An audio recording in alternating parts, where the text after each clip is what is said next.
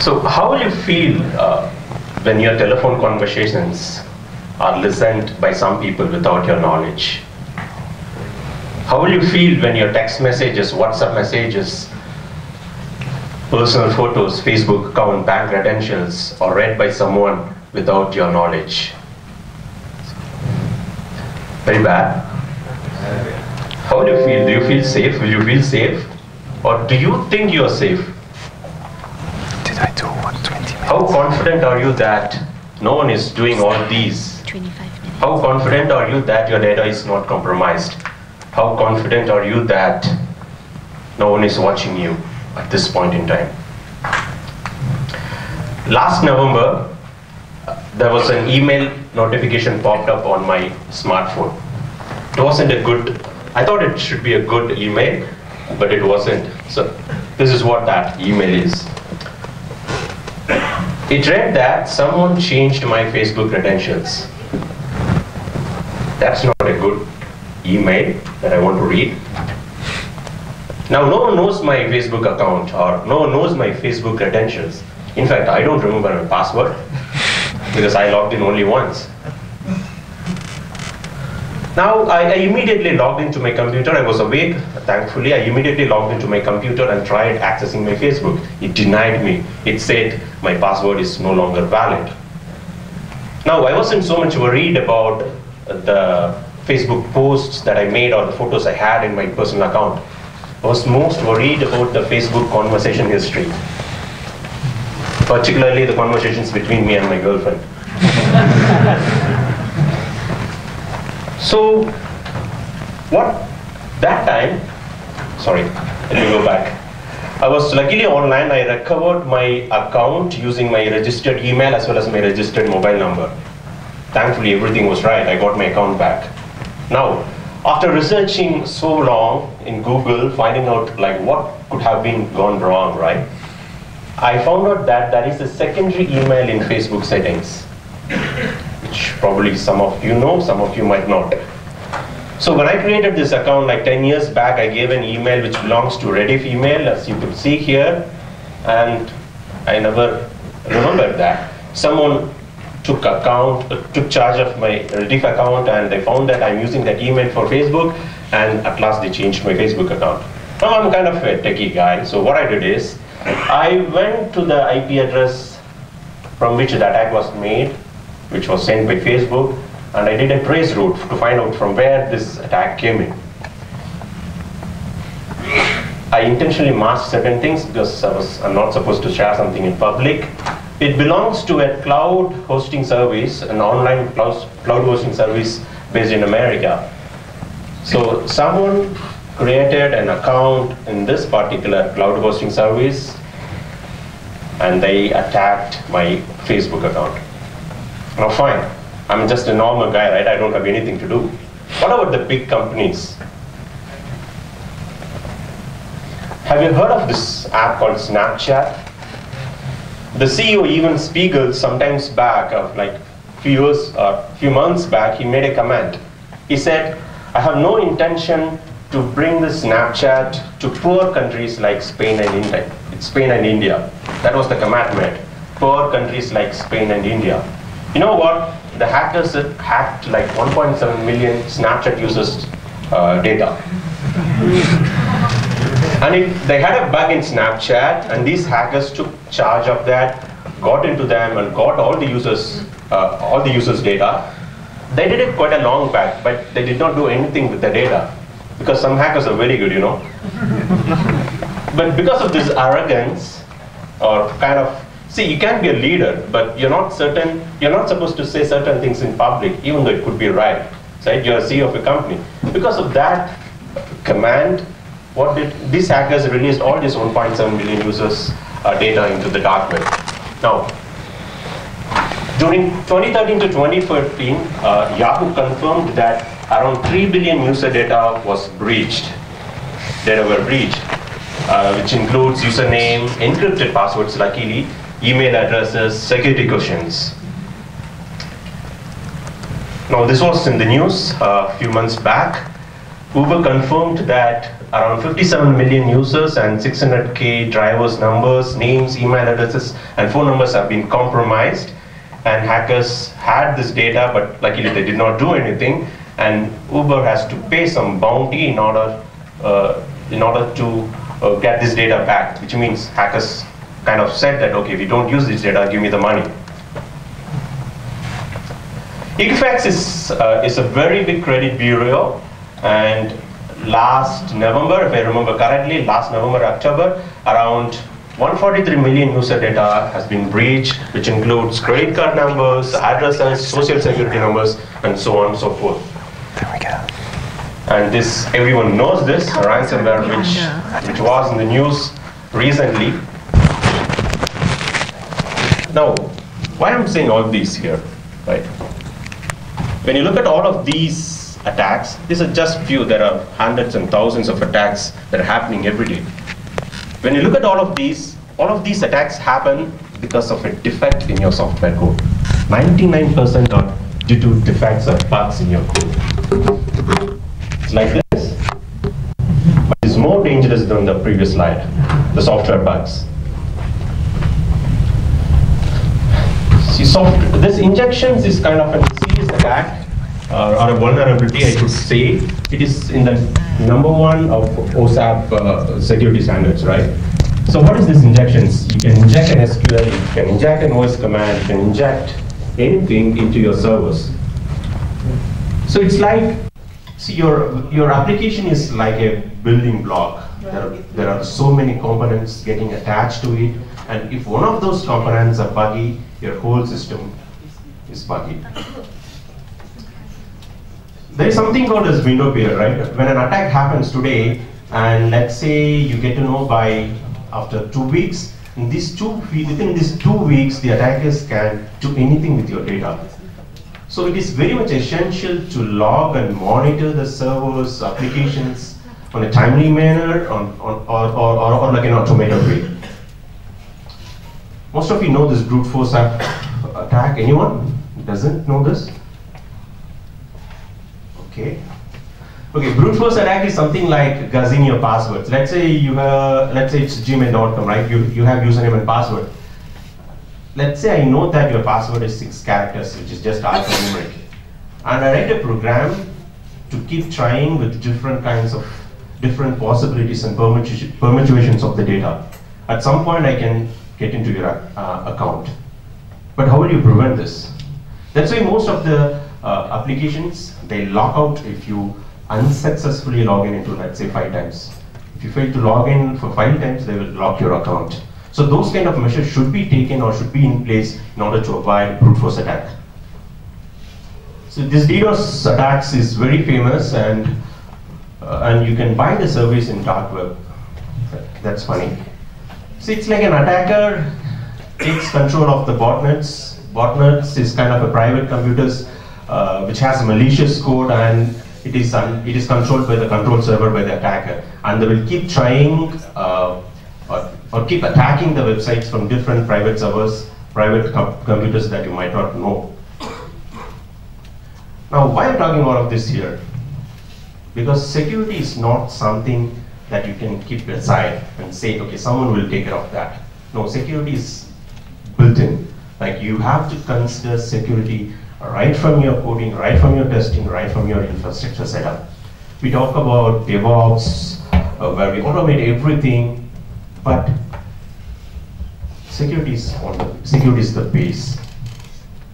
And this is the manifesto of DevSecOps. I'm not going to read it, probably you can have a glance at it.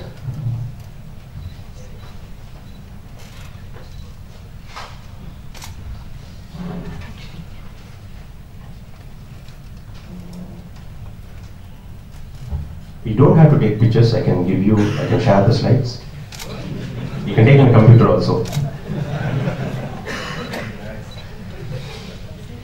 Oh, that was a joke, huh? Don't ask me for that. Okay. How can we, what are the ways to mitigate it, right? The first one is application security requirements. First, try to define what is security to your application. What does security mean to your application?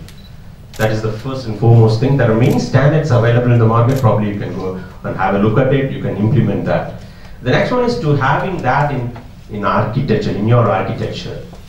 So as I said before, security is built in. It's not something that is a third-party component where you can just buy and plug in.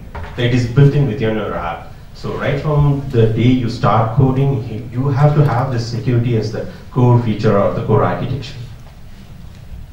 There are many standard controls, security controls available. You can refer to OWASP project. Development side cycle. Yes, this security education is much needed because when you talk about security, like last 2 years, if I can say that, last 2 years there were more number of attacks that has happened in this whole world than the previous like 5 to 10 years back. So last 2 years like it's kind of more vulnerable than the previous. Okay, there are good things about the hackers. Like we have something called as ethical hacking, right? The hackers who are good, for good people. So I know that this is a guy called Khalil Shrith. He's from Palestine. He found a bug in Facebook where he was able to go and post on someone's timeline, even though he's not a friend of that guy. It's a serious bug in Facebook. So Facebook has this program called Bounty Program. Someone was talking some time back, right? How does Facebook testing? I mean, how does the testing goes in Facebook? We are the testers, right? So Facebook has this program called Bug Bounty Program, where if you're able to find a bug in Facebook and if you can send to them, and they'll give you money for your service. So what he did is, he took a screenshot and he shared with them.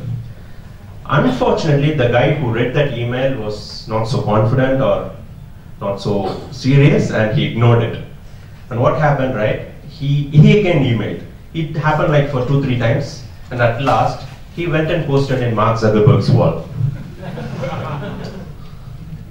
Dear Zuckerberg, first sorry for breaking your privacy and post to your wall. I have no other choice to make after all the reports I sent to the Facebook team. And at last, yeah, it went well. But the point here, the point I'm making here is like this security is very much needed. Like look at the bigger giants like Uber, Facebook, Yahoo, Equifax, who had their data compromised. And when we compare ourselves, when the applications that we develop, when we compare that with such big apps, we are nothing. So the security starts from right way. The very other important, the last thing which I wanted to talk is we should all know that you're being monitored. Because of smartphones, the computers that I use, the social network that you use, you're being monitored. You should acknowledge that. And most of us do not acknowledge that. Most of us are not aware of that. Let me show you something. Vulnerability app available in the market, available in the internet, which is free to use. You can go and download and you can try out whatever you need. But ensure that you're doing this in a different server, because it has a lot of vulnerabilities that can attack your machine. See, I was talking about the cross-site scripting, right? It's like changing, let's say you have a website, and if you have that vulnerability, I can change the content of your website without your knowledge or without any access. That's very simple to do. You know what is this tag? H1 tag? The bigger size font. See, this is just a small text box that we all have this in all of our applications. See, it is executing my HTML tag from the text box, which it should not. And the more funny thing is, let's say I put a script file, and that script is also getting executed. So this is one of the biggest vulnerability which I talked about, which I talked some time back, which is cross-site scripting. And I'll show you one more thing. How many of you install apps in your Android phones or iOS? Everyone does, right? You have you have at least hundreds of apps which you never use for your lifetime. But how sure are you that your apps are secure and your app will not harm anything to you? At least do you know that someone can inject something into your app and take your phone, take control of your phone? They can browse to your photos, they can record your telephone conversations just from somewhere. You know that, at least. I'll quickly show, okay, this is just a disclaimer, this is for education purpose. I'm not responsible if it is used for other intention. See, there are different options available. We can create a backdoor injections. Let's say I download an APK, which is an Android application, and I inject something into it. So let's say I say that, okay, hey, whoever installs this, ask their phone to talk to me. Very simple, right? So what I do is just get that APK, put a backdoor injection. I could show that, but it's not so clear. I create a backdoor injection and I upload that APK somewhere saying that it's free, or I send you through WhatsApp, or I send you through email. And whenever people see something is free or something catchy, they tend to click it. The moment they click it, their phone will be under my control. It will start listening to my service. From that point, I can start recording your telephone conversations. I can start browsing through your photos, read your messages.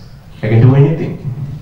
Of course, it is illegal to do. You will have at least 7 years of imprisonment in Asian countries. But these are possible things. And the worst thing is, you will never know that you're hacked. You will not have any symptoms on your phone until and unless you delete that app somehow.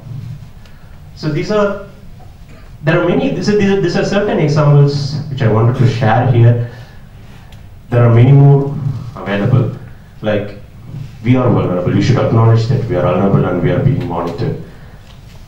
And most of these attacks happen because of the people who are not doing very basic stuffs. Start from coding, starting from testing. And whenever you're trying to install an app in your Android phone, try to think twice. Do you really need it? I think some of you are deleting the apps. Okay, just think about it whether you need it or not. We are in the modern era, the digital era. The risk is always there. Be safe. Thank you. To test if there are security flaws in our code. There are plenty of frameworks available in the market which you can explore. Some of them are free, some of them are charged. There are many security scanning applications which will scan through all the basic attacks which I showed, like DDoS, SQL injections, cross-site. Like 100% of the applications, frameworks available in the market, they will scan most of the basic stuffs. It will ease your way, definitely. Thank you. What is the metrics if there's someone breaching it, saying something like someone hitting some specific API or something? Yeah, that happens everywhere. It happens at your API, it happens at your website, it happens at your infrastructure. It happens at all places, all possible places. If someone has time and if someone has some intention to attack you, there are ways.